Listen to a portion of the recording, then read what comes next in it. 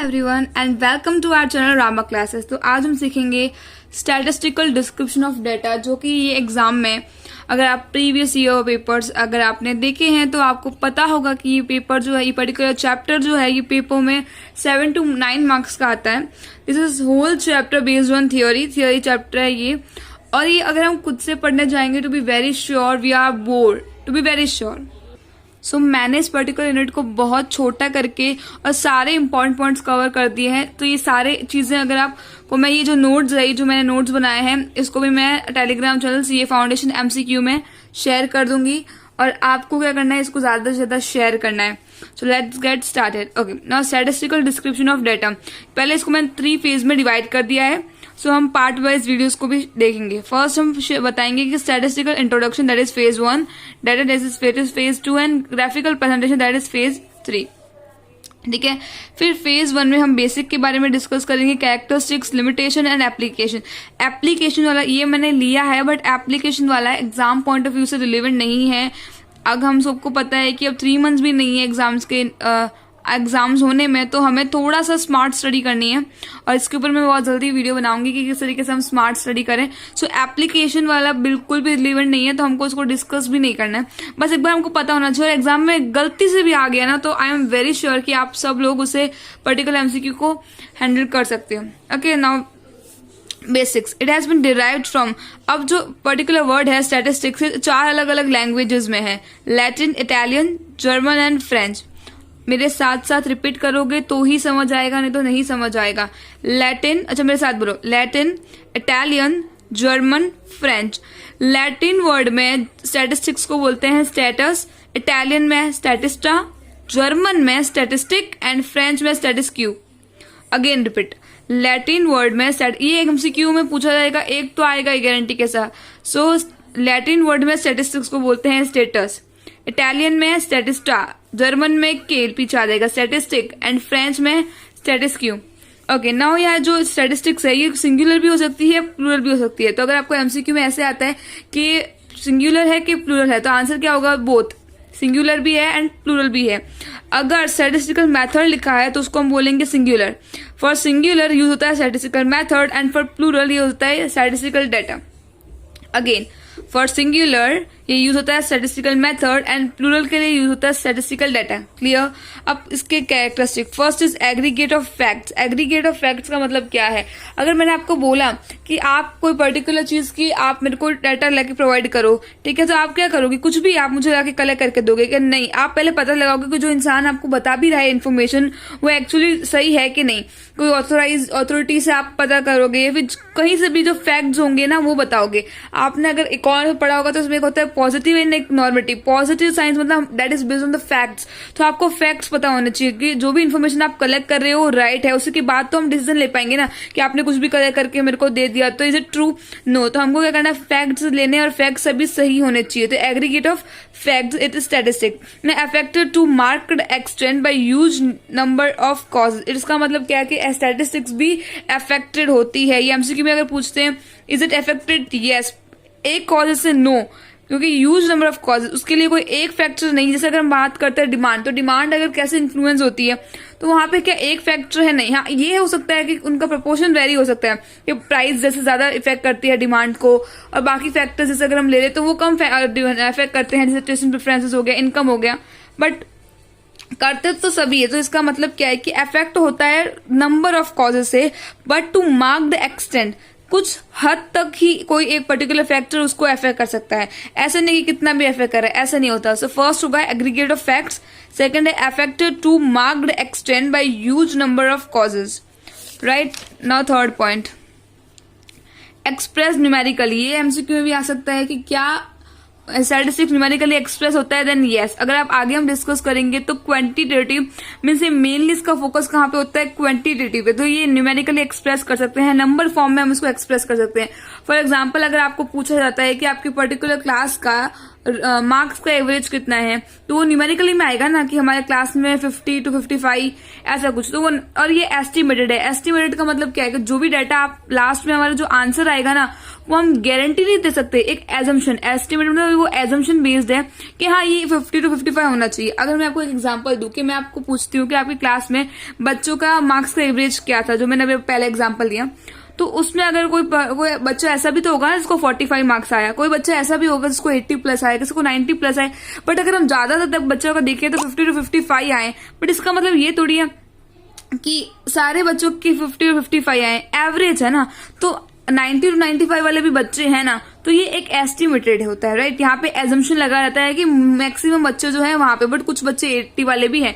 Okay, so next, reasonable degree of reasonable percentage of assurance. हम exact नहीं बता सकते, इसी से कुछ रिलेटेड है ये कि हम एग्जैक्टली नहीं बता सकते कि पर्टिकुलर जो आप हमारी वैल्यू आई है ये एग्जैक्ट है कि नहीं। देखिए, एक्यूरेसी वहां पे कुछ रीजनेबल हद तक ही होती है। जो भी इन्फॉर्मेशन आप कलेक्ट कर रहे हैं वो सिस्टमैटिक मैनर में होना चाहिए, राइट। अगर हम कुछ भी किसी भी तरीके से कलेक्ट कर रहे हैं दैट इज नॉट पॉसिबल। तो एक वे होता है, उस वे से ही हम स्टैटिस्टिक्स को कलेक्ट करते हैं। और प्री डिफाइंड पर्पस, अगर हमको पता ही नहीं है कि हमको करना क्या है तो हम जाएंगे कहाँ। अगर मैं आपको बोलती हूँ कि आपको जाना कहाँ है तो आप बस बताइए हाँ बस कहीं जाना है। अरे जाना कहाँ है, मतलब कहीं जाना है तो मतलब हमको पता ही नहीं है कि हमको जाना कहाँ है, पर्पस ही नहीं पता, हमारा गोल ही नहीं पता, ऑब्जेक्टिव ही नहीं पता, तो दैट्स नॉट पॉसिबल, राइट। अभी अगर आप ये वीडियो को देख रहे हो तो आपको भी पर्पस पता है, राइट, कि हमको इससे कुछ ना कुछ सीखने को मिलेगा। तो हम कुछ भी चीजें करते हैं लाइफ में तो हमारा जो पर्पस होता है वो प्री डिफाइंड होता है। प्री मतलब पहले से। नहीं, लास्ट पॉइंट थोड़ा सा इंपॉर्टेंट है, place in relation to each other. मतलब कोई भी अगर आप एवरेज निकाल रहे हो तो वो एवरेज ऐसा निकलता है कि उससे सेकंड डेटा से कंपेयर कर सकते हैं। अगर हम सेकंड डेटा से कंपेयर नहीं कर सकते तो वो स्टैटिस्टिक्स होगा ही नहीं। फॉर एग्जांपल, अगर मैं आपको बोलती हूँ कि एक पर्टिकुलर स्टूडेंट की एज क्या है और उस ट्री की एज क्या है, एक ट्री है उस ट्री की एज क्या है और एक स्टूडेंट है उसकी एज क्या है, तो क्या हम उसको कंपेयर कर सकते हैं?